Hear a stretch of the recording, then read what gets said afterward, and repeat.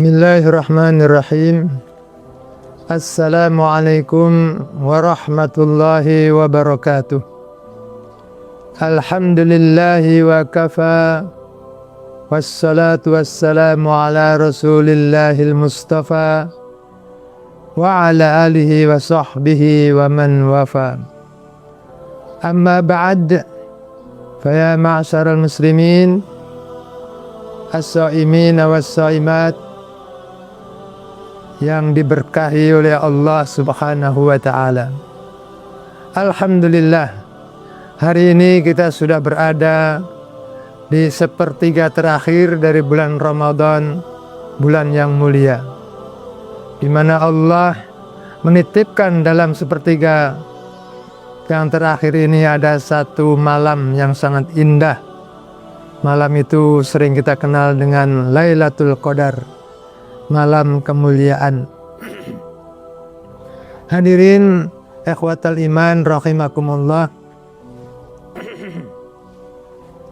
Bagaimana Rasulullah sallallahu alaihi wasallam mempersiapkan diri untuk menjemput datangnya Lailatul Qadar, agar malam kemuliaan itu tidak luput dalam kehidupan kita yang hanya kita jumpai satu tahun sekali. Maka Rasulullah sallallahu alaihi wasallam dalam sebuah sabdanya, begitu masuk sepertiga terakhir Ramadan ini, annahu sadda mizarahu wa qama ahlahu. Beliau mengencangkan kainnya dan sering-sering membangunkan keluarganya. Dalam rangka apa Rasulullah SAW memperkuat fisik dan jiwa dalam menjalani sepertiga bulan Ramadan terakhir ini? Di situ ada agenda sebuah ibadah dalam Islam yang sangat unik bentuk ibadahnya, yang kita kenali dengan istilah i'tikaf. Pernahkah kita mendengar ungkapan i'tikaf? Tentu kata-kata ini tidak asing bagi kita semua. Namun, sudahkah kita mengenal apa makna i'tikaf itu sendiri? Marilah kita tengok arti dari kata i'tikaf. Secara bahasa, i'tikaf mengandung makna al-lubthu, artinya berdiam diri. Seseorang ketika istirahat kemudian tinggal di sebuah tempat, dimanapun tempatnya, secara bahasa dia sedang beriktikaf di tempat itu. Namun secara istilah, para ulama fikih menggarisbawahi makna iktikaf adalah al-lubthu fil masjidi fi waqtin ma'lum wa kaifiyatin ma'lumah bi niyati taqarrub ila Allah Ta'ala. Yang disebut dengan ibadah i'tikaf adalah tinggal di masjid. Syukur-syukur masjidnya adalah masjid jami', masjid yang diselenggarakan ada sholat Jumatnya. Setidaknya kita berada di masjid yang di situ sudah ada sholat 5 waktunya. Kalau di wilayah kita sering kita kenal dengan musola-musola. Selama di musola itu ada sholat 5 waktu, maka secara bahasa itu sudah menjadi masjid, namun tidak disebut masjid jami'. Maka baik di musola ataupun di masjid, seseorang boleh menjalankan ibadah yang disebut i'tikaf. Fi waktin maksus, dia niatkan i'tikaf itu dalam waktu yang dia tentukan. Mau 1 hari atau 2 hari, 1 minggu atau 2 minggu, atau bahkan sebulan atau 2 bulan, itu sah-sah saja untuk menjalani i'tikaf. Kemudian i'tikaf adalah dengan cara yang sudah digariskan oleh Rasulullah Sallallahu Alaihi Wasallam. Tidak sembarang kita masuk masjid lalu disebut i'tikaf. Di situ ada tata tertibnya. Salah satunya adalah dia meniatkan tinggal di masjid itu untuk taqarruban ilallah, meniatkan diri untuk beribadah, untuk menggapai ridho dan pahala dari Allah Subhanahu wa Ta'ala. Maka hindarkanlah segala bentuk kemaksiatan selama kita beriktikaf di masjid. Kemudian iktikaf juga bisa menjadi batal gara-gara kita keluar dari ruangan masjid, atau iktikaf juga bisa menjadi batal tatkala kita menjalani hubungan intim suami istri. Itulah definisi dari sebuah iktikaf yang menjadi agenda ibadah di sepertiga bulan Ramadan yang mulia ini. Lalu kita bertanya-tanya, apa agenda yang bisa kita lakukan selama menjalani Ramadan? Maka kita merujuk kepada surat Az-Zariyat, di mana Allah Subhanahu wa Ta'ala mengabarkan beberapa kegiatan ahli surga. Yang dirincikan di situ adalah A'udzu billahi minasyaitonir rajim. Innal muttaqina fi jannati wa 'uyun. Akhidhina ma atahum rabbuhum. Innahum kanu qabla dzalika muhsinin. Kanu qalilan minal laili ma yahja'un. Wa bil ashari hum yastaghfirun. Wa fi amwalihim haqqul lisaili wal mahrum. Wa fil ardi ayatul lil muqinin. Wa fi anfusikum afala tubsirun. Marilah kita simak apa makna dari ayat-ayat tadi yang bisa dijadikan agenda beriktikaf selama kita berada di bulan Ramadan. Pertama kali Allah menyebutkan penduduk surga itu mendapatkan karunia sedemikian indah disebabkan mereka adalah orang-orang muhsinin. Sewaktu di dunia mereka adalah orang-orang yang berbuat ihsan. Maka marilah iktikaf kita warnai dengan perilaku jiwa dan amal perbuatan yang nilainya adalah ihsan. Apa makna ihsan? Dalam hal ini Rasulullah Sallallahu Alaihi Wasallam pernah mendefinisikan al-ihsanu an ta'budallah ka'annaka tarah, fa illam takun tarahu fa innahu yaraka.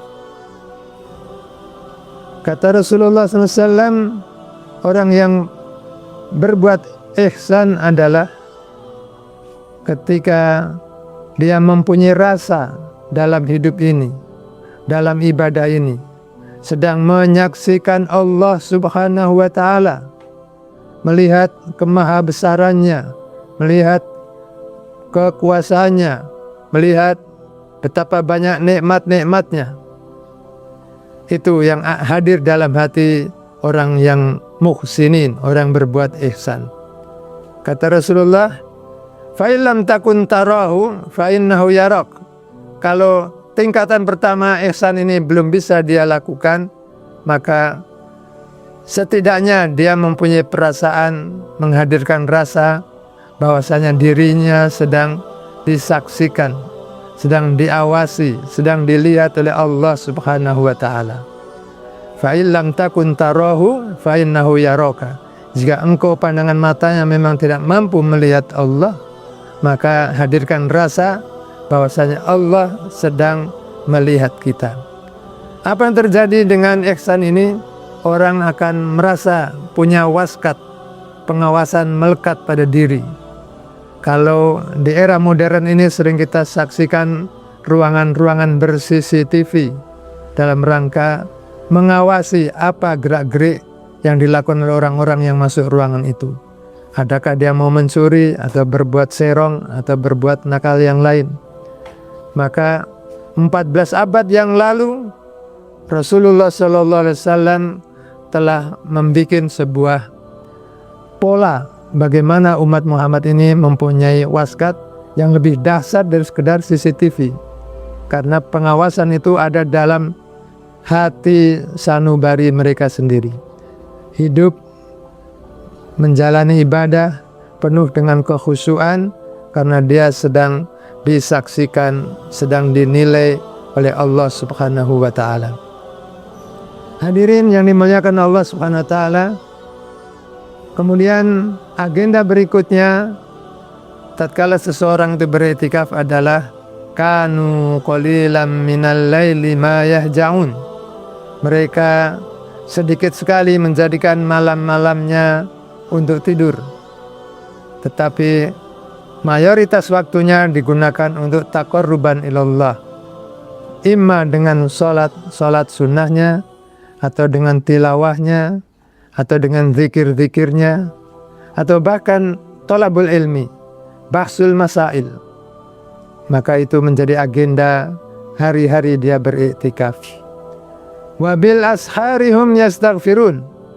Dan ketika dia temukan waktu-waktu sahur, sepertiga malam terakhir, maka dia fokus waktu itu digunakan untuk beristighfar, mohon ampunan kepada Allah Subhanahu wa Ta'ala. Setidaknya dia mempraktekkan wasiat dari Rasulullah SAW, apa yang sering diungkapkan di malam-malam hari bulan Ramadan. Di antaranya adalah Allahumma innaka afuwun tuhibbul afwa fa'fu anna. Ya Allah, Engkau adalah zat yang maha pemaaf, maka mohon hamba ini dimaafkan segala kesalahannya.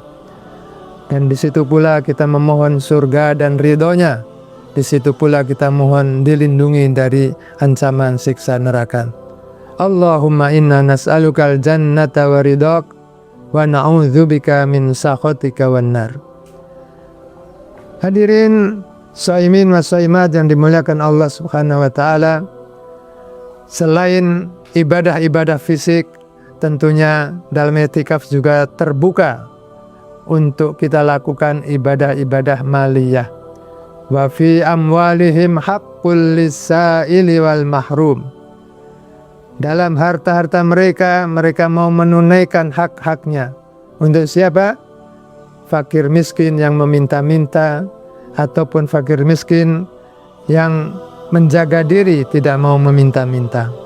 Kita infakkan harta kita fi sabilillah, kita infakkan harta kita untuk memenuhi hajat fakir miskin. Maka itu juga menjadi agenda yang mulia tatkala kita beriktikaf. Kemudian tidak ketinggalan pula orang beriktikaf adalah melakukan tadabbur, merenungkan ayat-ayat Allah Subhanahu wa Ta'ala, sehingga dia menemukan sebuah nilai, sebuah iman. Sehingga tatkala membaca ayat-ayat Allah, baik ayat itu tersurat dalam kitabnya ataupun tersirat di alam semesta, maka dengan renungan-renungan itu dia bisa melontarkan sebuah keyakinan, Rabbana ma khalaqta hadza batila subhanaka faqina adzaban nar. Rabbana, ya Rabb kami, ya Tuhan kami, tidaklah Engkau menciptakan alam semesta yang sedemikian indah, sedemikian rapi, adalah penciptaan yang sia-sia, sama sekali tidak. Tetapi di balik penciptaan itu ada hikmah, ada misi yang Allah kehendaki. Maka kita mohon ampun kepada Allah Subhanahu wa Ta'ala tatkala kita masih kurang mengisi kehidupan ini dengan banyak-banyak bertafakur, merenung, sehingga iman kita menjadi lemah. Ma'asyiral muslimin as-shaimin was-shaimat rahimakumullah. Kemudian ayat berikutnya mengatakan, wa fi anfusikum afala tubsirun. Dan dalam diri kalian juga banyak tanda-tanda kekuasaan Allah. Tidakkah kalian mau melihat? Tidakkah kalian mau menganalisa? Tidakkah kalian mau merenungkan bagaimana Allah telah ciptakan diri Anda sebagai manusia menjadi sebaik-baik makhluk? laqad khalaqnal insana fi ahsani taqwim. Kata Allah, sungguh telah aku ciptakan manusia itu dengan sebaik-baik bentuk. Maka kita berbeda dengan hewan pada umumnya. Kita diberi keindahan penampilan, gagah. Lebih dari itu, Allah titipkan pada diri kita, sosok manusia yang lemah ini, sebuah alat yang disebut dengan al-aqlus salim. Allah titipkan dalam diri ini ada akal dan ada jiwa, sehingga dengan akal dan jiwa itu kita bisa menjadi makhluk yang dimuliakan oleh Allah Subhanahu wa Ta'ala. Dengan akal kita bisa mengembangkan budidaya, bisa menjadi makhluk yang berpotensi, berteknologi tinggi, tidak seperti hewan pada umumnya yang kehidupannya stagnan. Dari dulu sampai hari kiamat, ya seperti itu pemandangannya. Namun manusia dengan akal fikiran bisa melahirkan sebuah ilmu, sebuah teknologi yang bisa mempermudah kita dalam menjalani tugas-tugas kehidupan, termasuk ibadah kita kepada Allah Subhanahu wa Ta'ala. Kemudian termasuk nikmat Allah Subhanahu wa Ta'ala yang kita terima adalah Allah mengirimkan kepada kita wahyu-wahyunya, ayat-ayat yang tertulis dalam kitabnya sebagai rujukan dan pedoman, sebagai peta untuk menjalani kehidupan ini agar menemukan keselamatan dunia dan akhirat. Oleh karena itu, di waktu-waktu i'tikaf jangan tinggalkan tilawatil Quran. Kita senantiasa baca, kita renungkan ayat-ayat yang kita baca. Janganlah kita hanya sekedar mengejar khatamnya Al-Quran, tetapi renungkanlah ayat-ayat yang berlalu bersama kita di malam-malam atau di siang hari kita i'tikaf. Demikian hadirin, semoga Allah Subhanahu wa Ta'ala memberikan keberkahan kepada kita semua atas amal-amal Ramadan kita, baik puasa kita, salat-salat kita, sedekah, infak kita, tilawah kita, dan perbuatan-perbuatan amal soleh yang lainnya. Dan tidak lupa kita mohon kepada Allah agar segala kekurangan, segala kekhilafan kita bisa diampuni oleh Allah Subhanahu wa Ta'ala. Allahumma innaka afuwun karim, tuhibbul afwa fa'fu anna. Ya Allah, Engkau adalah zat yang maha pemaaf, yang suka memaafkan hamba-hambanya. Maka maafkan kami ya Allah dari dosa-dosa, dari kesalahan-kesalahan, dari kekurangan-kekurangan yang selama ini kami sebagai hamba yang sangat lemah tidak mempunyai kemampuan kecuali dengan pertolongan-Mu ya Allah. Subhanakallahumma rabbana wa bihamdik asyhadu an la ilaha illa anta astaghfiruka wa atubu ilaik. Wallahul muwaffiq ila aqwamit thariq. Nasrun minallah wa fathun qarib. Assalamualaikum warahmatullahi wabarakatuh.